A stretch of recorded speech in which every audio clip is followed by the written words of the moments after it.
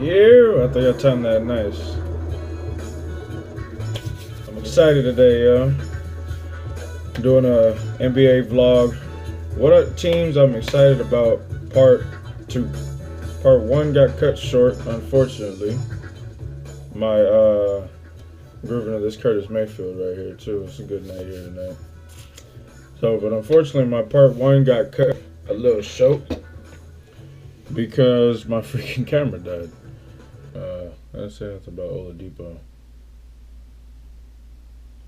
Oladipo, I like Oladipo. I liked him on the Magic. Let me back off real quick. A little tangent. I like Oladipo. He was on the Magic. When he was on the Magic, I liked him as for his athleticism is like phenomenal. My guy, like his stamina, his endurance, his size allows him to kind of fight through contact. I mean, he's I've seen him, get fully get his arm like fully go like this, and then he goes, puts the shot back up, and it still goes in. Like, you know what I'm saying?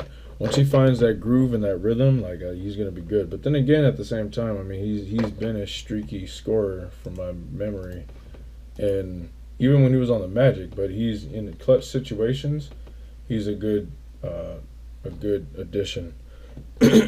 As far as the intangibles, as they say, like that he brings steals, the athleticism, the endurance. You know what I'm saying? Like I haven't seen no interviews with him, so I don't know how his demeanor and things of that nature are. But I hope he sticks around. I mean, I hope they give him a chance because I think he'd be a good long-term fit for the Thunder.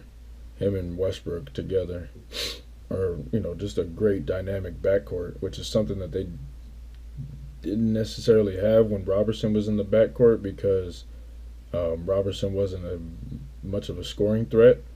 They had a kind of like this type of thing where you have the backcourt guys, but then you got Durant over here, and then you might have when they're spreading the floor. It was just kind of, I don't know. It was just off. You know what I'm saying? They didn't have two guys that can handle the ball. Like I'd see that Westbrook gives Oladipo the ball to handle. You know what I'm saying? Both of them are very capable of handling the ball. Oladipo is, a liability passing wise. His dribbling, it's alright. Robertson was the same, still is the same, to be honest. My man still has wild butterfingers. I mean, my man, I call him Young Crisco because his hands is coated in oil. You know what I'm saying? Freaking. Anyway, so yeah, Oladipo's gonna be good. I like Oladipo. Who else? Am I missing anybody? Collison. I really wish they would give Collison more minutes, man. Like Collison, I swear to you, Collison is a good leader on the floor, a good a binder, if you will, like a binder. Like he's a good foundation. Like I've seen when there's no scoring being had, where there just seems to be a lot of ISO, a lot of like run, shoot, run back type of situations that the Thunder do, where they'll run up and they shoot a shot, and if it don't go, and then they run back. Like a lot of one-on-one basketball. This guy comes in, he starts. He'll start. He fills up the width of the stat sheet like that. Like in 4 minutes, my man could have 2 points, 2 fouls, or 2 points, 4 points, 2 fouls. He committed to 4 points, 2 fouls. He got fouled once. He made his free throws. Couple rebounds. Maybe a steal or I don't know, but whatever. Like he fills that up like in 4 to 5 minutes, and it's already effective, and I like that about him. So I wish that they played him more because he's a good rim protector. He's a good defensive player to have out there when you have a guy like Cantor who is a decent defensive player, but just his Collison's awareness and basketball IQ seems to be high. And I said Cantor earlier, but I see Cantor. I'm just looking. I'm looking. I think I keep whenever I had a little malfunction there.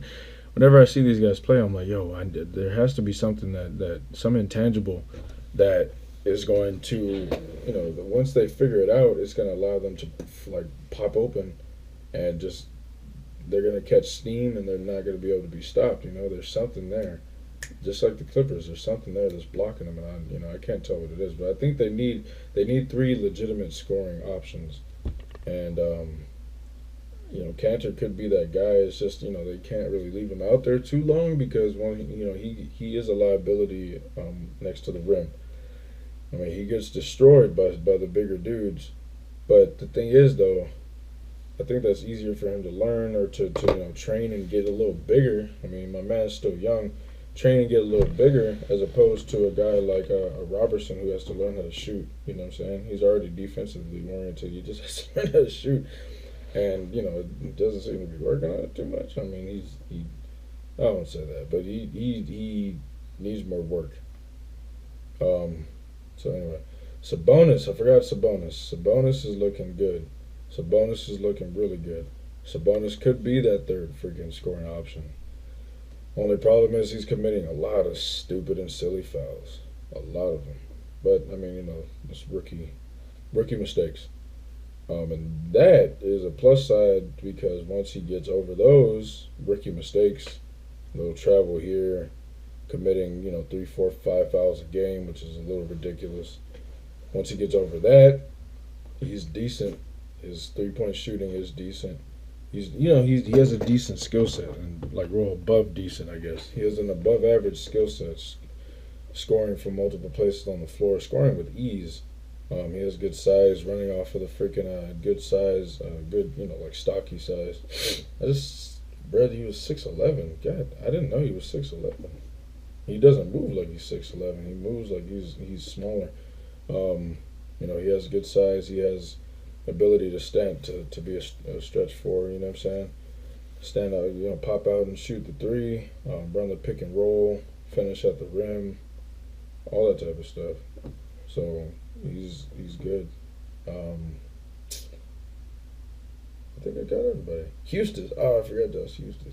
Yeah, Josh Houston is not really being featured too much this season.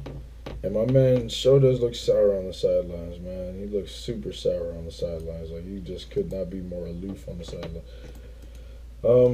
But what I did see of him, in preseason and in, I didn't watch Summer League this year, but in preseason, he looked like he had been working on his game since last season. He looked like he was a lot more comfortable. His athleticism is good rebounder, good defensive player. You know what I'm saying? He played the passing lane well, from what I remember.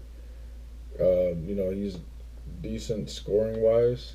I don't know, man. I just think the Thunder need a lot of versatile players. You know what I'm saying? Maybe I could be wrong, but it just seems like the league is going more towards a versatility standpoint, or more to a versatility type of league rather than a specialist league. Anyway, till next time. Later.